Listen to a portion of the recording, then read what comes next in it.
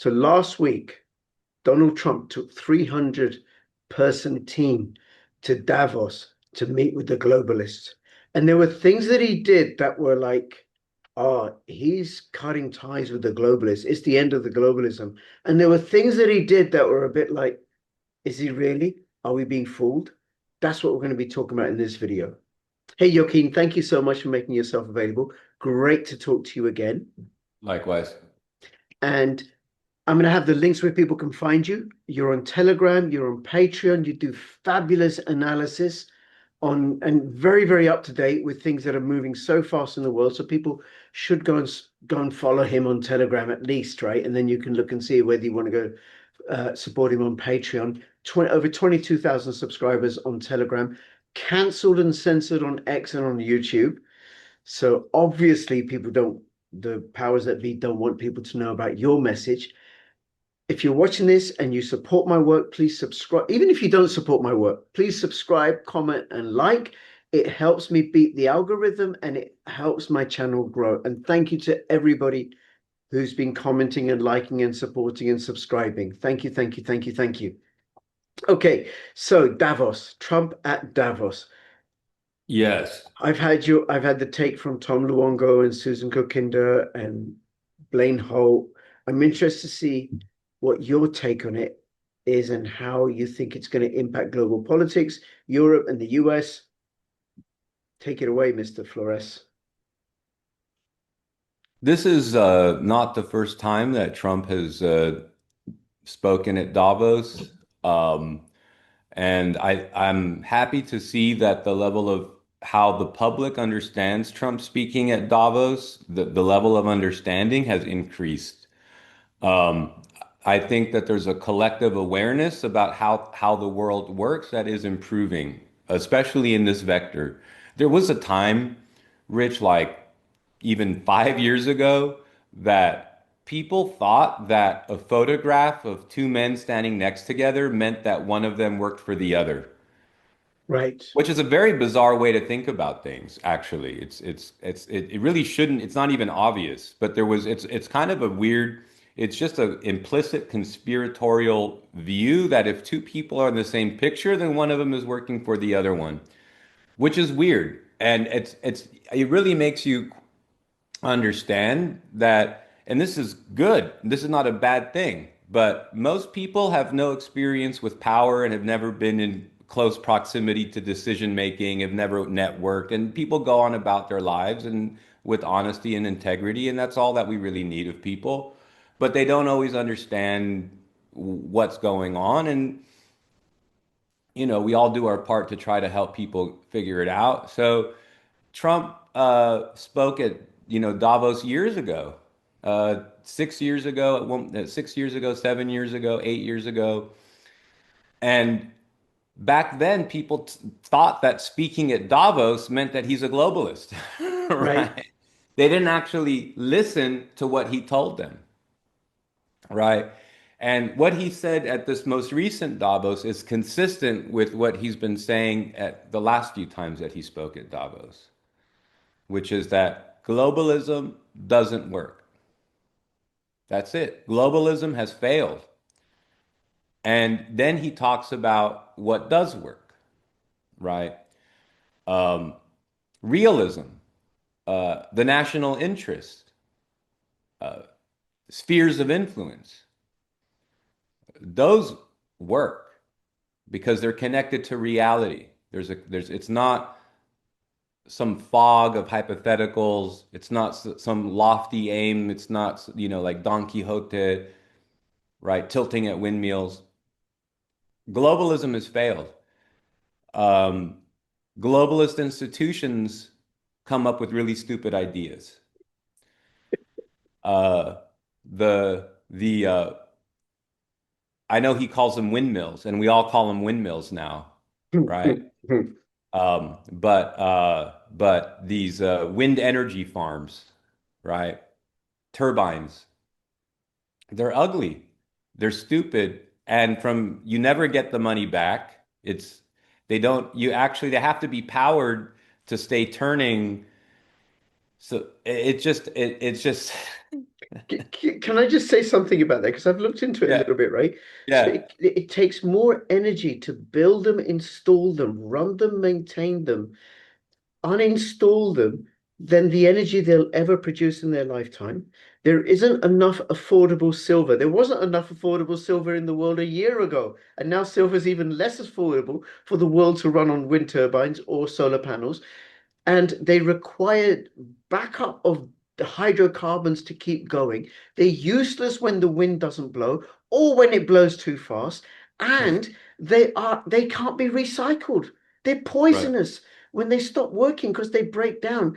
They're heavily subsidized by governments and corporates it's just a massive grift for large corporations and for Right. governments, and who they get paid to um, install them, but there's no incentive to uninstall them. So they're left standing, those massive concrete blocks.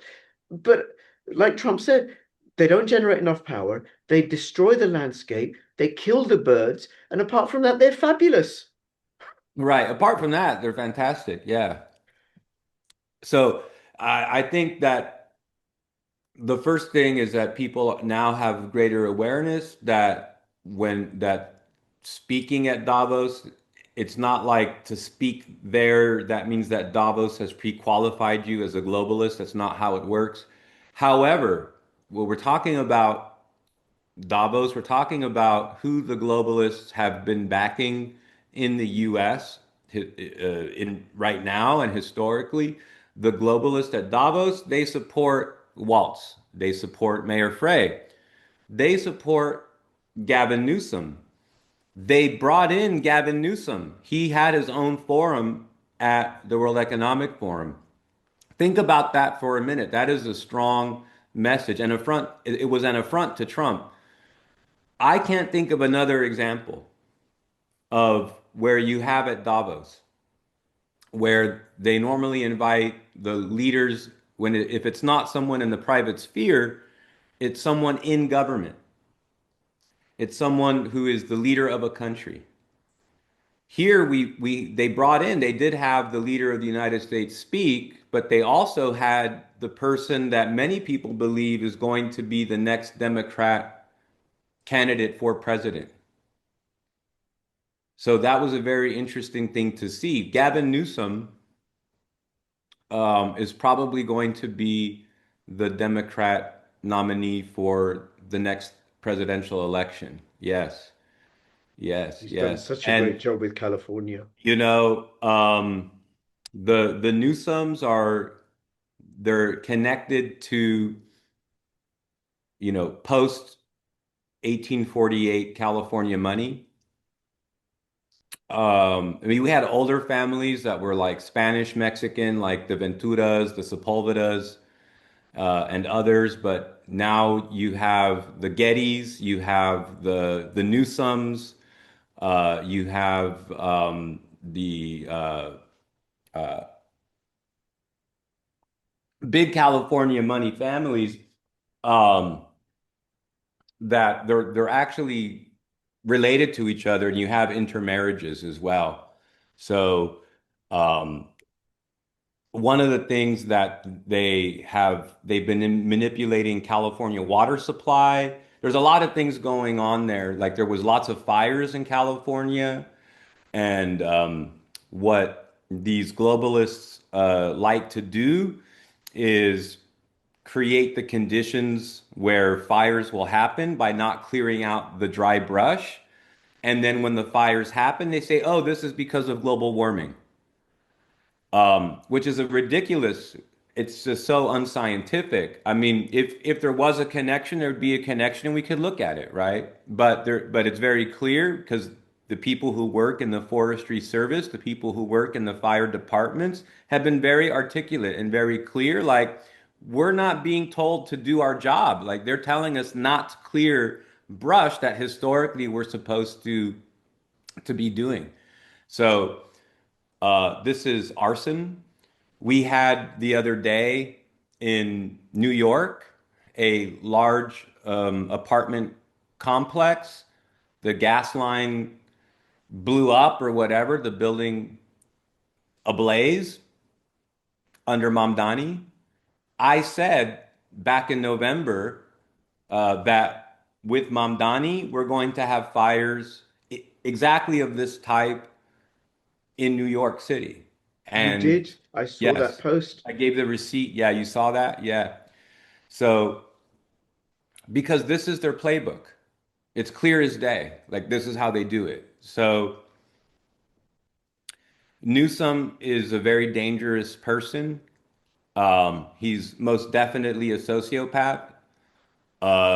This he's as a character, he kind of reminds me a little bit. This is maybe a reference that not everyone will have, but there was a movie 30 years ago called My Own Private Idaho, and one of the characters is like Keanu Reeves is playing it, and he's like hanging out with anarchist kind of poor kids, kind of they're living in abandoned buildings and kind of living on the edge, but he's actually going to inherit like millions and millions of dollars when he gets older, and then he decides to clean up and get good with his dad and receive his inheritance. And Newsom is like one of these characters that, in fact, which is fine, but in fact, he's gay. In fact, he was like living on the edge, like on the periphery of these different kind of, whatever. But he decides to play it straight and come into the fold and to assume his mandate, his inheritance.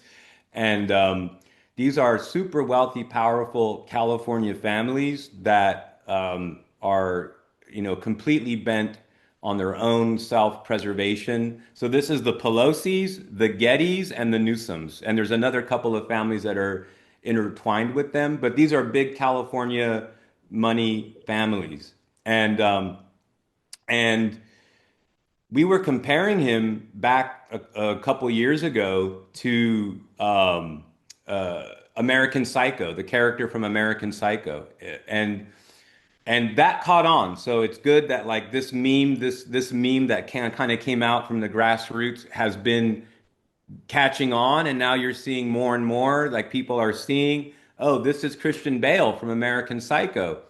So I think that is going to be, I think the fact that he's in fact like so corporate, so over polished, so, whatever, like this, I think that could actually work against him. And he might not get votes from the left. He might not be able to secure or excite the base. He's seen that much as a corporate Democrat by rank and file activist Democrats. He's seen as kind of a problem within Democrats as being too cozy with big business. Mm. So, he has some limitations, but this is Davos. Davos definitely would like Governor Newsom to be the next U.S. president. Well, That he would read. This is not, oh, now we're going to get windmills and shit. Yeah, yeah, you will. But that's not the most important thing, dude. The most important thing is that Zelensky and the Ukrainian conflict will continue and expand if Newsom becomes president. So for me, it's very, look, I'm just a person living in society. In the United States, you have so many issues. Rhetorically, like by words, maybe Newsom might be more appealing to some people than Trump on some issues, rhetorically. But in a world of nuclear arms and in this world of realignment and a world where Hillary Clinton in 2016 was pushing for World War III,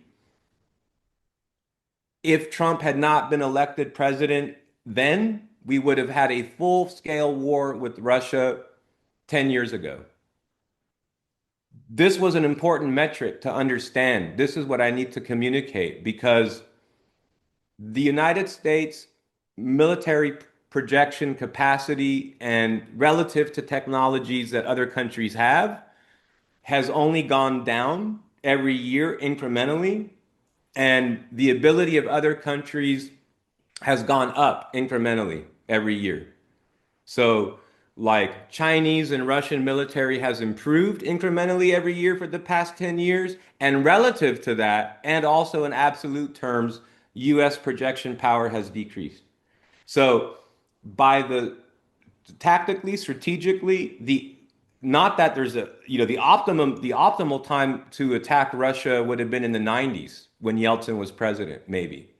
Just, in the abstract. But realistically, going back to 2016, that would have been the time to do it.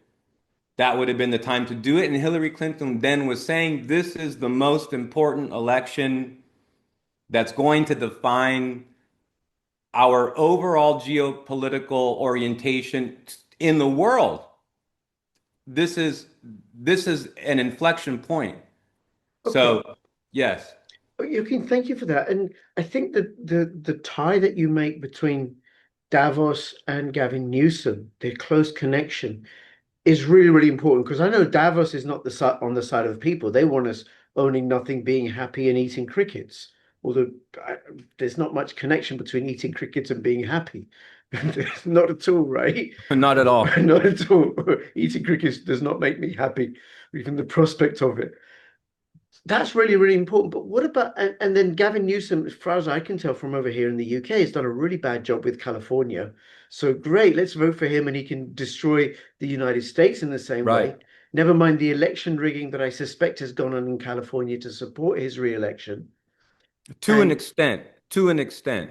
right, okay. But also people are leaving California because of, Right. just destroying the opportunities for people. Yes. But what about the argument that actually what Trump is doing is playing a fast one on all of us, and in fact that he's controlled opposition? He looks like he's against the globalists, but really he's doing a sleight of hand through his connections with Palantir, through his connections with what they're doing in Gaza and all of that, and that they're still bringing in real ID in the United States, and that we are being fooled en masse. Right. I mean, Trump is not an anarchist, right? So Trump is not an anarchist. Um, what we're talking about is the alignment. This is I don't know that we have time, or I don't know how casual of a conversation that we're having, but this drives and digs deep into the heart of the question of the fourth industrial revolution and the Great Reset. Mhm. So the fact that corporations exist is not the question. Right. Like the fact that these that we live in a class society, you can call it capitalism, corporatism, crony cap, whatever you want to fucking call it, right? The fact that we have a pyramid or diamond shaped society is not the question. So the fact that there are these corporations is not the question, right? The question is the alignment of powers in the world and what they believe they're going to be doing with their power and how the world is divided. So we've moved from a global imperialist globalization model over to a spheres of influence slash multipolarity model. That's the inflection point. That was the line that we crossed. We are now embarked upon this other direction. It's not cemented, and the globalists would like to reorient. They would like to do something besides what Trump and the nationalists are doing. Trump is actually aligned with XJP in China. If you want to talk about confusion and sleight of hand, the sleight of hand is that he's aligned with the Chinese and the Russians, right? Not aligned with some project of social credit or aligned and we're going to do communism or something like that. The Chinese aren't communists. Let's be real. So, but what we're talking about, and you can see it explicitly written out in the new national security document on China. It's very clear. They say that it's not hostile at all. They say with China, we want to encourage in China that they reorient their economy to fostering the growth of their own middle class so that their productive output doesn't need foreign markets in order to succeed, that China can continue to succeed, their economy continue to grow by meeting the needs of a billion people in a growing middle class, right? This is what XJP is committed to. That's how they used the pandemic and the Great Reset in China. XJP made moves against the seafaring What's mercantile XJP? Xi Jinping, sorry. Oh, thank you. XJP in China.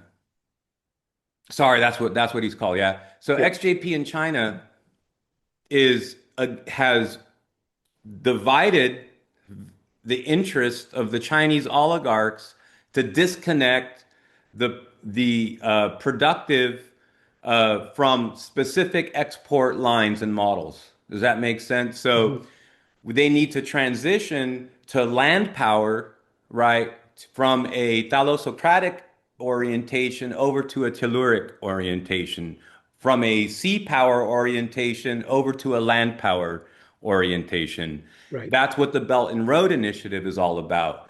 But if you're in the naval, in the seafaring, mercantile, sea trade business in China, right, that doesn't work for you. So they participated in the pandemic, but utilized it to swipe and take aim at their sea export economy. So this is not a hypothesis of mine. Like, you can look by the numbers. The only export that has increased or even maintained like stable levels in China is in processors, microchips. Everything else has gone down. So they're reorienting their economy there. This is not what the globalists wanted. So XJP is opposed to Davos. Putin is opposed to Davos. Trump is opposed to Davos. If these three great powers are talking instead about redividing the world based upon a forward-looking reference to a precedent model called spheres of influence or multipolarity. They're not the same, but they're related concepts. People know what I mean by spheres of influence if Mm. they don't know what multipolarity is. So just to understand that the question before us is not about whether or not corporations will exist. Like, this is not like some genuine communist question against global capitalism. What's very weird to me is that everyone, it doesn't matter what they actually believe, everyone that's become a critic or a confused critic of what Trump is doing on the global scene is like an anarcho-communist, because they're acting as if that the question before us is whether or not to have an oligarchy, right? That's not the question before us. We have an oligarchy, right? All human societies are organized hierarchically. And you can go back to hunter-gatherer pre-civilization and you have tribal elders. The older, more experienced people are teach the younger, they're around the campfire, they're making fucking decisions that affect other people that are less involved in the decision-making process because they have less experience. So meritocracy and different models. I'm not saying ours is meritocratic or perfect or any of these things, but human organization is hierarchical. Yeah. So it's a bait and switch to talk about, oh, well, they're globalist because these companies that Trump is relying on or have aligned with Trump historically were doing globalism. Well, he fucking reoriented them. There's huge things that have happened in the past 5 and 10 years that have forced these same companies to rethink and to replan. A lot of the companies that are backing him now were dead set against them in the 2016 period and the 2020 period. I mean, all of the major banks were against him. All of the tech was against him. No one was actually for him at all. So through policies, through pushing, through forcing them, through strong arming them, and through dividing their interest, he's been able to create new regimes from which the water-like property of capital is forced to flow through these different channels. Like, capital and power is like water. When you create a new structure, it assumes the path of least resistance. So once we understand it like that, then we get past some of these like mental fuck ups in terms of thinking like the question before us is whether or not we're going to have like the concern over like a tech oligarchy, a dark tech oligarchy. It's like, what the fuck did you think we had before? Like, what did you think? Did you think that we had like some it was like fucking Monty Python, like the villagers living in the fucking, commune or something? No, like we always had these companies. The question is, what were their policies? Not do they exist? right? So now, um, I could get into surveillance, I can get into these things. Rich, I like to tell the parable of two kings, Mhm. right? The two kings parable helps people to understand how technology works with surveillance and many things, right? So you have kingdom one and kingdom two. And the first kingdom, uh, it's a castle and there's a town and there it is. And the second one, there's a castle, there's a town, there it is. And they've been having conflict. So the first castle builds a wall, and the second kingdom goes, "Oh, look, they built a wall. It's hard for us to attack, but they can attack us, right? They built a wall. I have an idea. Let's build a wall that will just, so now maybe we can't attack them, but also now they can't attack us, okay? What's missing there is a fucking conspiracy between the two kings, like, hey, let's build walls. No, you just see that you need that, right? So what has happened, unfortunately, is we had for decades globalists in power that were creating terrorism, that were creating terrorist cells that they controlled as pretext for foreign policy to dominate the Middle East, to curtail civil liberties at home, and so on and so forth. Now, but you know, the arguments for globalism, the arguments for one world government was security, was safety, was the end of wars, right? Because if you have one world government, you don't have wars between countries because you don't fucking have countries, right? So there are trade-offs. If you can't have a not a one world government, right? And not have surveillance and security for each country. So the idea, just because we've had a generation of synthetic crises and synthetic psychological operations, and we find so often that these ISIS cells, operating in the UK are being managed by the MI6 and so forth, right? That doesn't mean there aren't real threats.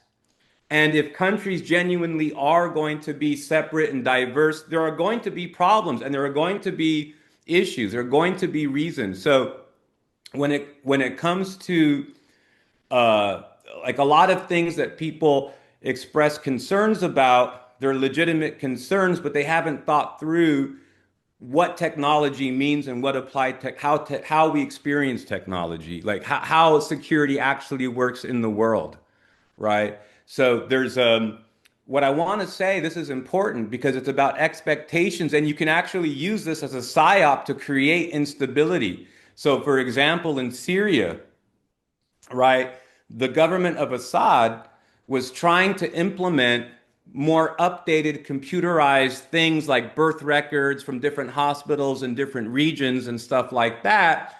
And the Western powers were financing and supporting, along with Saudis and others, like these insurgent groups and different ideas within the Syrian population, and telling them like, oh, this means that, that Assad is like the fucking Dajjal. This is like the end times because they're going to digital ID everybody and all this stuff. And they got the jihadis going on, in part in opposition to centralized government, and against like computerizing the birth record so they can do a census and know how many Syrians there really are and whatnot. They inculcated these Syrian opposition people with this anarchistic view that, who needs any documents at all. Well, then this shit hit the fan when they then, migrated to Germany, and then they were said, well, they're like, what do you mean documents? That's why we fucking left Syria. So it's like, wow, you people have fucking totally mismatched expectations about reality. Now, if a person wants to tell me, man, I fucking dropped acid, man, I just want to live on the beach, man, I just want to go to the fucking Galapagos and live with the fucking turtles and eat coconuts. God bless you. Go do it. I don't want anyone to live in a system that they don't want to be in, or to, anyone that wants to go off grid, man, fucking God bless you. Do it, live the dream, do your thing, man. Like, be free however you envision it. But in societies and structures with cars and license plates and terrorism and work and life and technology, like, these things are inevitable. The question is, like, what are we doing with our lives? Like, a lot of people concerned about currency are like, what are you planning to do? Are you trying to do like an embezzlement scheme and now you're worried that your money's going to be tracked? Like what crime are you trying to conceal? What concern do you have with money and how it's tracked or traced that you believe that, right? So there's a lot of questions. It's very weird. And I don't have concerns about money and things like this because the more they try to transform money from a universal means of exchange into you can only buy certain things that we tell you, right? Or like this, people always come up with alternative mediums of exchange. Like it's not government that creates the possibility for universal medium of exchange. Each human being, emanating from their natural existence, our labor is money. Our utility is expressed outward from us. We create money. We generate money, right? Money is an inherent property of the human being, right? It's not something that comes from above. Governments come in, and only if they can simulate or provide money as a universal means of exchange, only in those conditions will people accept government money. But we don't need government money. People will use fucking dates. People will use anything, anything that fulfills that purpose, and we have agreement, and that's what we're going to use, right? This is how money comes into being historically from seashells and many other things, salt, right? So people should not have these worries. Yes, Joaquin, that absolutely fascinating. I think this is what makes your analysis and what you provide over Telegram and Patreon so useful and thought-provoking because you're willing to look at other angles. Because one of the things I've got listening to you, is that yeah, there's an idea, there's a conversation out there that Trump is opposed to globalism. There's also a conversation that he's actually playing the same game and sleight of hand on us. But that could also be a conversation being spread about by the globalists. We just don't know. And I think what there is to do is for us to keep our options open, to stay on our toes, and to keep having conversations like this. Yes. So I'm going to have the links in the description below where people can find you. You will be coming back on this channel at some point soon. So please subscribe, comment, and like, and follow Joaquin on Telegram and follow Joaquin on Patreon. And thank you so much. And between now and when I see you next, all the best. Bye bye.